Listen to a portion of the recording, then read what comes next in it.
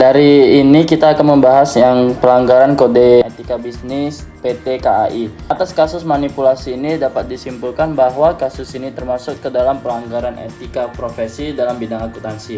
Atas pelanggaran ini, PT KAI akan mengenai pasal 107 nomor 8 tahun 1995, yaitu direksi PT KAI yang saat itu terlibat diwajibkan membayar sejumlah 1 miliar rupiah untuk disetorkan ke kas negara karena melakukan kegiatan praktek pengembalian atas laporan keuangan. Auditorial eksternal yang dilakukan audit itu juga terlibat dalam kasus manipulasi ini. Nah, Menteri Keuangan terhitung sejak tanggal 6 Juli 2007. Para auditor eksternal juga diwajibkan membayar sejumlah 100 juta rupiah untuk disetorkan ke kas negara.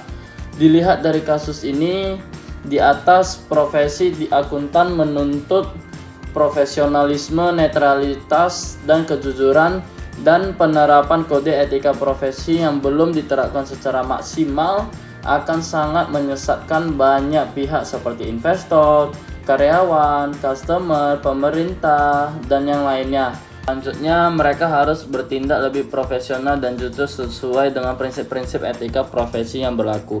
Maka saran yang dapat diberikan penulis agar kejadian manipulasi seperti halnya pada PT KAI ini tidak terjadi lagi dan dapat diminimalisir untuk diperlukan agar dalam menjalankan tindakannya perusahaan senantiasa dilandasi dengan nilai moral yang tinggi dan patuh terhadap peraturan perundang-undangan dalam menyajikan laporan keuangan. Harus selalu disesuaikan dengan standar akuntansi yang berlaku. Ketika akan melakukan audit untuk laporan keuangan, perusahaan harus memilih kasa auditor eksternal yang kompeten dan profesional harus lebih dimaksimalkan. Nah, setelah itu hasil audit atas laporan keuangan harus disajikan secara transparan dan sesuai dengan fakta yang ada untuk menghindari adanya manipulasi pihak-pihak yang terlibat. Di dalam manipulasi laporan keuangan harus dihukum sejerat-jeratnya sehingga tidak ada lagi tindak kecurangan seperti kasus yang terjadi pada PT KAI. Sekian untuk permasalahan pelanggaran etika bisnis yang pertama. Selanjutnya akan saya jelaskan untuk pelanggaran etika bisnis yang perusahaan kedua. Akan dibahas tentang pertambangan batu bara. Nah, pertambangan batu bara ini masih dalam diskusi tentang berdampak buruk terhadap lingkungan dan warga. Hingga berakhirnya 2020, situasi tersebut masih tidak kunjung teratasi. Berbagai pelanggaran tetap ditemuin sebagaimana catatan Jaringan Advokasi Tambang atau JATAM Kaltim Kalimantan Timur, sedikitnya itu hanya 38 pelanggaran industri pertambangan batu bara yang ditemukan sepanjang tahun lalu. Nah, pelanggaran tersebut dijabarkan pada refleksi tahun 2020. Dinamisator Jatim Kaltim Pradharma Rupang mengungkapkan 9 kategori pelanggaran dengan jumlah kasus 38 oleh industri pertambangan batu bara di Kaltim sepanjang Januari sampai Desember 2020. 9 pelanggaran tersebut terdiri dari pencemaran dan perusakan lingkungan sebanyak 5 kasus, yang diikuti perampasan tanah 4 kasus, kriminalisasi terhadap warga 2 kasus, tambang ilegal 10 kasus, serta anak tewas tenggelam di lubang tambang 2 kasus. Ditemukan pula 7 kasus mengancam keselamatan nelayan dan masyarakat pesisir. Kelalaian perusahaan menerapkan protokol keselamatan kerja 6 kasus, merusak fasilitas publik 1 kasus, serta korupsi dan penyalahgunaan wewenang 1 kasus. 3 daerah di Kalimantan Timur yang tidak menerapkan tata ruangnya sebagai industri batu bara, yaitu Balikpapan, Bontang, dan Mahulu atau Mahakam Ulu. Tetapi ada irisan-irisan kasus pelanggaran yang terjadi di kawasan tersebut karena tetangganya menerapkan kebijakan penerbitan izin tambang dan tata usahanya juga mengakomodasi kehadiran industri energi kotor tersebut, ungkap Rupang. Dilanjutkan Rupang, dari 38 kasus, paling banyak adalah tambang ilegal dengan jumlah 10 kasus. Beberapa terjadi di wilayah yang sama, terungkap berdasarkan pengaduan warga kepada Jatam Kaltim ataupun masyarakat menyampaikan secara terbuka di media sosial. juga mencatat peningkatan kasus dibandingkan tahun lalu terkait perampasan tanah.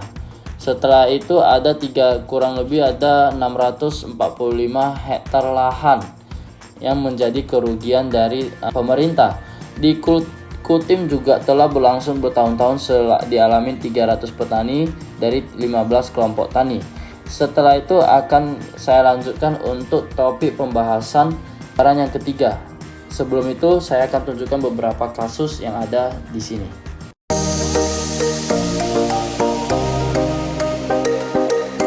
Ketiga akan dilanjutkan dengan pelanggaran etika bisnis oleh PT Timah yang dilakukan oleh Kejaksaan Agung. Sejauh ini Kejagung telah menetapkan 16 orang tersangka dalam kasus dugaan korupsi Timah yang berpotensi merugikan negara hingga sebesar 271 triliun. Mengenai masalah Timah, diperkirakan memang kita sangat prihatin. Dikarenakan itu saya minta kasus ini diusut terus dan diambil secara tidak sah dan harus dikembalikan kepada pemerintah agar dapat digunakan untuk kesejahteraan masyarakat, ungkap Wakil Presiden K.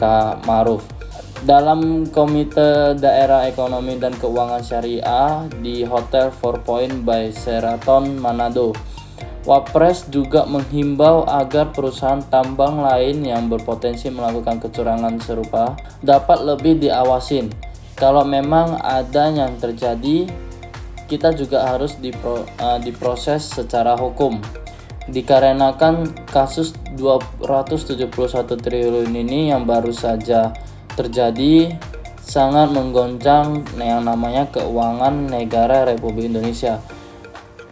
Sebagai informasi, PT Timah awalnya terseret kasus korupsi setelah Kejagung menetapkan 5 orang tersangka yang terkait dengan perkara dugaan tindak pidana korupsi.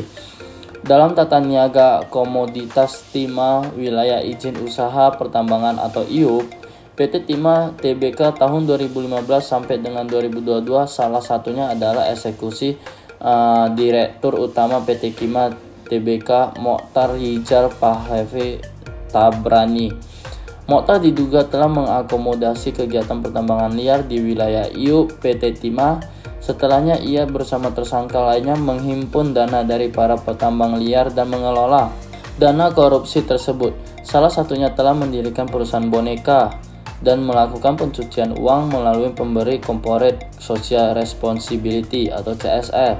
Pada keterangan pers ini, Wapres didampingin oleh Gubernur Sulut Oli Dondon Kambei, PLT Direktur Eksekutif KNEKS Taufik Hidayat serta staf khusus Wapres bidang komunikasi dan informasi Mas Duki.